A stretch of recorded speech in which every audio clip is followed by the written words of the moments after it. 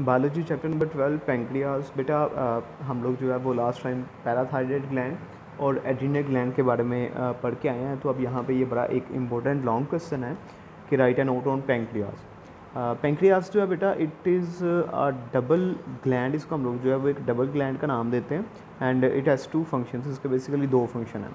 मतलब इसका ये है कि ये ग्लैंड जो है, ये जो ग्लैंड है पेंक्रियाज, ये एज अ एक्सोक्राइन ग्लैंड भी काम करता है, ठीक है, डक्टेड काम भी करता है, और एज अ एंडोक्राइन ग्लैंड भी काम करता है, मतलब कि डक्ट लेस काम भी करता है। यहाँ पे हम लोगों ने जितने भी ग्लैंड्स पढ़े हैं ना बेटा, हमने वो ग्लैंड्स पढ़े हैं सिर्फ कि जो डक्ट लेस होते हैं, क्योंकि हम लोग पढ़ रहे हैं एंडोक्राइन ग्लैंड्स, हम लोग एक्सोक्राइन ग्लैंड्स की बात नहीं कर रहे। स्टार्ट में मैंने आपको बता दिया था कि there are two types of the glands which are present in our body. First one are the exocrine glands and second one are the endocrine glands. Exocrine glands वो होते हैं जिनके साथ प्रॉपर डक्ट्स होती हैं, उनकी जो सेक्रीशंस हैं, उनके जो हार्मोन्स हैं, वो उन डक्ट्स के ज़रिए अपनी टारगेट साइट पे पहुंचते हैं, ठीक है, और वहाँ पे जाके अपना जो फंक्शन है वो परफॉर्म करवाते हैं। जबकि एंडोक्राइन ग्लैंड्स में बेटा वो ग्लैंड्स होते हैं जो कि डक्ट लेस होते हैं, अपने हार्मोन्स, अपनी सेक्रीशंस जो हैं ये ब्लड के अंदर भेजते हैं और ब्लड जो है वो उनको फिर आगे लेके जाता है, ठीक है। तो ये जो पेंक्रियाज है ना बेटा, इसके दो पार्ट्स होते हैं। एक पार्ट को हम लोग जो है वो आइलेट्स ऑफ लंगरहॉर्न्स का नाम देते हैं और दूसरा जो पार्ट है उसको हम लोग आयरस का नाम देते हैं, ठीक है। वो जो आयरस पार्ट है ना बेटा, वो काम करता है एज द एक्सोक्राइन ग्लैंड और अपने अंदर से जो है वो पेंक्रियाटिक जूस सक्रीट करवाता है। वो पेंक्रियाटिक जूस जो है वो पेंक्रियाटिक डक्ट के ज़रिए स्मॉल इंटेस्टाइन के अंदर आके तो डाइजेस्ट करवाता है फूड को, ठीक है। वो एक अलग पार्ट है पेंक्रियाज का, उसको यहाँ पे हम लोग डिटेल में डिस्कस नहीं करेंगे। जो दूसरा इसका बेटा पार्ट है which is called the islets of the Langerhans, ये जो पार्ट है बेटा ये काम करता है एज अ एंडोक्राइन ग्लैंड, मतलब इसके साथ कोई डक्ट नहीं होती और ये अपनी सक्रीशंस जो है वो डायरेक्टली भेजता है जी ब्लड के अंदर, और ब्लड के अंदर जाके तो वो फिर अपना काम जो है वो परफॉर्म करवाते हैं, ठीक है। अच्छा, अब इसकी ना बेटा दो तरह की सक्रीशंस होती हैं, मतलब कि ये दो हार्मोन्स सक्रीट करवाता है। एक हार्मोन है जी ग्लूकागॉन और दूसरा हार्मोन जो है वो है इंसुलिन।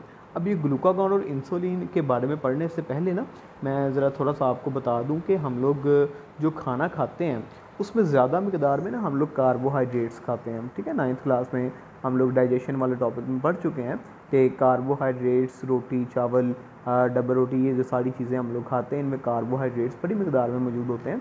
तो ये कार्बोहाइड्रेट्स जब हमारी बॉडी में जाते हैं ना बेटा, तो हमारी बॉडी जो है वो क्या करती है, ऑक्सीजन को उनके साथ मिला के पहले उनको ग्लूकोज में कन्वर्ट करवाती है, फिर उसके बाद क्या होता है जी, उस ग्लूकोज को ऑक्सीजन के साथ मिला के तो रेस्पिरेशन में यूज़ करवा के तो एनर्जी की फार्मेशन करवा लेती है।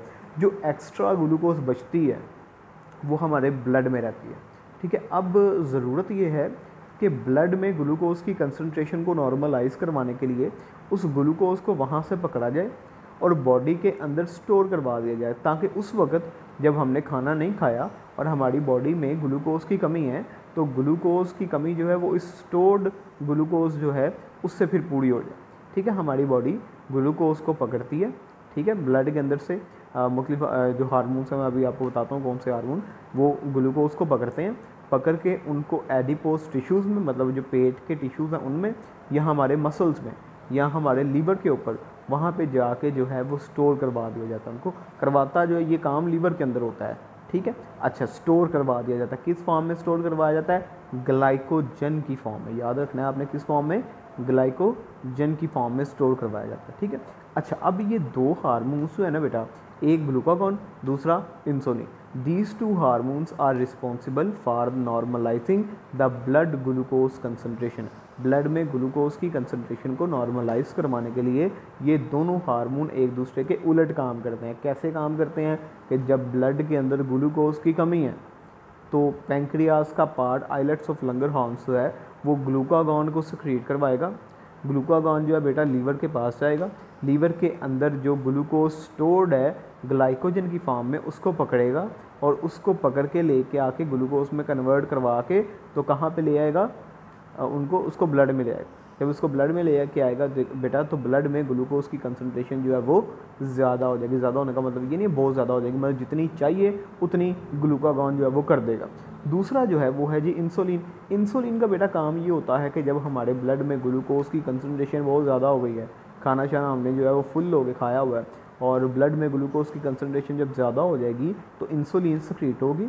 इंसुलिन जो है वो उस ग्लूकोज को पकड़ेगी ब्लड से, ब्लड से उस ग्लूकोज को पकड़ के तो लीवर के ऊपर जाके उसको जो है वो ग्लाइकोजन की फॉर्म में कन्वर्ट करवा के तो उसको जो है वो स्टोर करवा देगी, ठीक है। तो ये ब्लड में ग्लूकोज की कंसनट्रेशन को कम कर देगी, मतलब अगर नॉर्मल से ज़्यादा हो गई है तो उसको नॉर्मल कर देगी। तो इस तरह से ये ग्लूकागॉन और इंसुलिन जो है वो हमारे ब्लड में ग्लूकोज की कंसनट्रेशन को नॉर्मलाइज करवाते हैं। अच्छी तरह से इसको समझ लीजिएगा।